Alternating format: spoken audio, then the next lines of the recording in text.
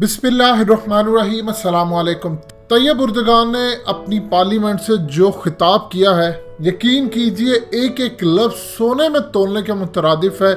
उन्होंने रोते हुए अंदाज में बताया कि हमारे साथ हुआ क्या है, लेकिन सबसे बड़ा उन्होंने जो ऐलान वहाँ पर किया, और इंशाअल्लाह अगर अल्लाह पाक ने मदद की और ज़रूर मदद करेगा तो खिलाफत उस्मानिया भी बहाल होगी और इसका सेहरा तैयब उर्दगान के सर जाएगा। तैयब उर्दगान ने बहुत बड़ी स्टेटमेंट दी। उन्होंने कहा कि यरूशलेम हमारा है, ये खिलाफत उस्मानिया के अंडर हज़ारों साल से रहा और ये सिर्फ और सिर्फ हमारा है। यानी ओपनली उन्होंने बात कह दी कि अब खिलाफत उस्मानिया की बहाली होगी और हम इसको वापस लेकर रहेंगे। मज़ीद डिस्कस करने से पहले इस वीडियो को लाइक करें, हकीकत टीवी को सब्सक्राइब करें और बेल आइकन पर ज़रूर क्लिक करें।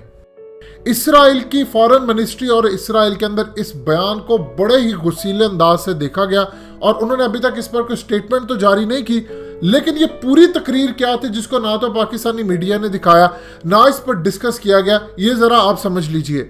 तैयब उर्दगान ने कहा कि पहली जंग अजीम के बाद हमने आंसुओं के साथ रोते हुए अपना ये इलाका छोड़ा, हम ये भूले नहीं हैं। ये सिर्फ खिलाफत उस्मानिया के मातहत हज़ारों साल से रहा और ये सिर्फ हमारा है। ये यहूदियों का कभी ना हो सकता था, ना है और ना कभी होगा। ये हमारा किबला अव्वल है और हमने जिन आंसुओं के साथ इसको छोड़ा है हम वो भूले नहीं हैं। तैयब उर्दगान की इस बात से आज एक शख्स, शायद हमारे लोगों को अंदाज़ा ना हो, उसका नाम था Henry Joseph. Henry Joseph basically एक फ्रेंच जर्नल था और खिलाफत उस्मानिया टूटने के बाद ये सुल्तान सलाहुद्दीन अय्यूबी की कब्र पर गया और वहाँ पर जाकर जो उसने तारीखी अल्फाज कहे वो आज तक हिस्ट्री में लिखे जाते हैं। ये सुल्तान सलाहुद्दीन अय्यूबी की कब्र पर गया और उसने लात मारी जाकर कब्र को और कहा, awake Salahuddin, We have returned। Salahuddin Salahuddin Ayyubi को कहा जाता है। कहा सलाहुद्दीन अय्यूबी को, सलाहुद्दीन उठो, हम वापस आ गए हैं। मेरा आज यहाँ पर होना ये बताता है कि सलीब की विक्ट्री हो गई है और हिलाल की शिकस्त हुई है, यानी इस्लाम की शिकस्त हुई है और आज सलीब गालिब आ चुकी है। ये वो अल्फाज थे जो अगर हमें बताए जाते, कौन बताएगा ये अल्फाजों को। आज जो अंगारे तुर्किश लोगों के सीनों में है वो कभी भी याद रखिएगा ना पाकिस्तानियों के सीनों में हो सकते हैं ना अरबों के सीनों में हो सकते हैं। उसकी वजह यह है जिन्होंने हजारों साल हुकूमत की हो और फिर उनको गद्दारी के बाद ये सब छोड़ना पड़े, वही जानते हैं। देखिए तैयब उर्दगान बिल्कुल वही पैटर्न अपना रहे। अगर आप हिस्ट्री में जाए तो सुल्तान सलाहुद्दीन अय्यूबी क्या करते थे, उन्होंने बैतुल मुकद्दस फतह करने से पहले तकरीरें करा करते थे और हर जगह पर जाकर लहू गरमाते थे और लोगों को इतना ज़्यादा उन्होंने तैयार कर लिया था कि जब उन्होंने एक आवाज़ दी कि बैतुल मुकद्दस को फतह करना है तो वहाँ पर लोग उनके साथ हुए, अल्हम्दुलिल्लाह उन्होंने फतह कर लिया। अब सुल्तान सलाहुद्दीन अय्यूबी की जो फतह थी वो हिस्ट्री में चली गई क्योंकि वो एक कुर्द था, वो तुर्क भी था। अब इस सूरत हाल के अंदर अगर आप हिस्ट्री में जाकर देखते हैं तो आपको ऐसी ऐसी चीज़ें मिलती, इवन कि आप देख लें कि सऊदी अरब नफरत करता है सुल्तान सलाहुद्दीन अय्यूबी से। अरब ममालिक नफरत करते हैं क्योंकि वो एक कुर्द था। अब इस सूरत हाल के अंदर उनको कोई ऐसा शख्स पसंद नहीं आता जो कम अज़ कम आज के दौर के अंदर इसराइल के खिलाफ हिस्ट्री में भी जाना जाता है। अब इस सूरत हाल के अंदर एक चीज़ आप अच्छी तरह समझ लें, इसराइल के निशाने पर है तैयब उर्दगान। तैयब उर्दगान ने इस तकरीर के अंदर कहा, ये कोई आम शहर नहीं है, ये शहर हमसे मुंसलिक है और हम ही इसके वारिस हैं। ये हमारा पहला किबला अव्वल है और ये क्रिश्चियनिटी और जुडाइज़म दोनों के लिए भी अहम है, लेकिन हमारा यहाँ पर रूल है क्योंकि ऑटोमन एम्पायर ने यरूशलेम के अंदर 1516 से लेकर 1917 तक यहाँ पर हुकूमत की और मॉडर्न तुर्की जो है, जितने भी ये तुर्किश है, ये कहते हैं कि हम उसके वाली वारिस हैं और हम ही रहेंगे। अब इस सूरत हाल के अंदर इसराइली करते क्या है, ये आर्कियोलॉजिस्ट को लाते हैं और वहाँ पर ला कर कहते हैं कि देखिए हमने यहाँ पर चीज़ें फाइंड आउट की, यहाँ पर हमें पहले टेम्पल की ये चीज़ मिली, सेकेंड टेम्पल की हमें ये चीज़ मिली, ये तो यहूदियों का था और हम इस तरह, यानी उनको पता है कि तैयब उर्दगान ने क्या काम करना है। तैयब उर्दगान का एजेंडा ये है कि 2023-24 तक अपने आप को इतना मजबूत कर लें कि वो पूरी तरह अपनी फौजों को तैयार करें। यही वो चाह रहे हैं کہ پاکستان کو وہ شامل کرے, قطر کو شامل کرے, وہ روس کو بھی ساتھ شامل کرے, اور کم از کم مسلم ممالک کا وہ بلاک بنا لے, جس کے بعد وہ مل کر سارے اسرائیل پر چڑھائی کرے. ابھی جو سپیچ تھی یہ بڑی لینتھی سپیچ تھی. انہیں پارلیمنٹ کے نیو سیشن سے جب اجلاس کرتے ہوئے اپنا زیادہ تر ٹائم اس بات پر دیا کہ یہ ہمارا علاقہ ہے, ہمیں واپس لینا ہے, اگر ہم اس کو واپس نہیں لیں گے تو تاریخ ہمیں کبھی معاف نہیں کرے گی.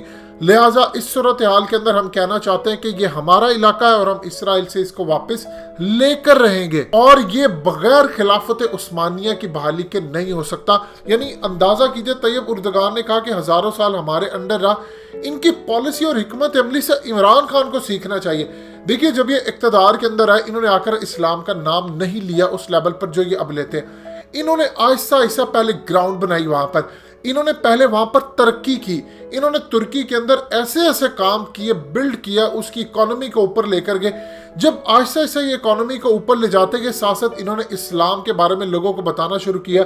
اب آپ یہ دیکھیے, ایک پاکستان کے ٹی وی چینلز پر ڈرامہ لگتا تھا میرا سلطان, اب اس کے اندر اصل میں جو تاریخ بتائی جاتی تھی وہ انتہائی گھٹیا تھی, اور طیب اردگان نے اس کی شدید مخالفت کی.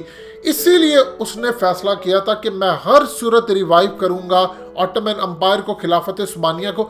اب پہلے انہوں نے گریٹر ترکی کے نقشے جاری کیے, اور اب انہوں نے جو فیصلہ کیا ہے, انہوں نے ارطغرل, پھر اس کی اگلی سیریز اور اینڈ تک یہ لے کر آئیں گے. اور آپ دیکھیے گا اس اینڈ والی سیریز کی جو قسطیں ہوں گی اس کے اندر یہ دکھایا جائے گا کہ جب خلافت عثمانیہ ٹوٹی تھی تو عربوں نے کیا غداری کی, اور کس طرح آل سعود نے غداری کی, اور اس کے بعد برصغیر کے اندر خاص طور پر پاکستان کے مسلمان اور انڈیا کے مسلمان تحریک چلا رہے تھے خلافت عثمانیہ کی بحالی کے لیے.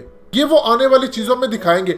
اب اس تقریر کے اندر انہوں نے کہا کہ سلطان سلیمان, اس نے یہ شہر بنایا, اس نے بازار بنائے, اس نے اس کی رونقیں بحال کی. اس کی اتنی شان و شوکت تھی کہ دوسرے جو ایریاز کے جو سلطان تھے یا بادشاہ تھے, جب انہوں نے کسی جگہ پر چڑھائی کرنی ہوتی تھی یا انہوں نے کسی جگہ پر جانا ہوتا تھا ٹور پر, تو وہ اپنی سلطنت کو ان کے پاس امانت کے طور پر رکھوا کر جاتے تھے. یعنی آپ کسی جگہ جائیں, آپ کسی کو پیسے دے جا سکتے ہیں, زیور امانت کے طور پر رکھواتے ہیں, گاڑی دیتے ہیں, بائک دیتے ہیں. وہ ایسا زبردست سلطان تھا کہ لوگ اور دوسرے بادشاہ اپنی سلطنت اس کے پاس امانت کے طور پر رکھواتے تھے کہ جب ہم آئیں گے آپ سے لیں گے. اب دیکھیے غلطیاں ہمیشہ ہوئی ہیں تو زوال آتا ہے, یہ ذہن میں رکھیے گا مسلمانوں سے. لیکن اس صورتحال کے اندر طیب اردگان نے دو ٹوک فیصلہ کیا ہوا ہے کہ میں نے خلافت عثمانیہ بحال کروانی ہے, اور خاص طور پر قطر کو نکال کر عرب ممالک چڑھتے ہیں.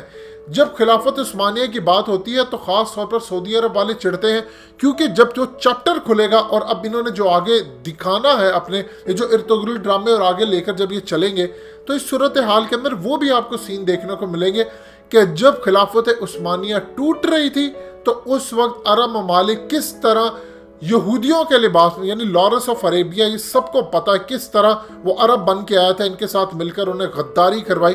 تو جب یہ چیپٹر پوری دنیا کو دکھایا جائے گا تو آل سعود کا وہ کہیں گے کہ دیکھو یہ فیس ہے, یہ اس طرح سعودی عرب پر قبضہ ہوا, یہ دیکھیے یہ عرب ممالک نے اس طرح کیا.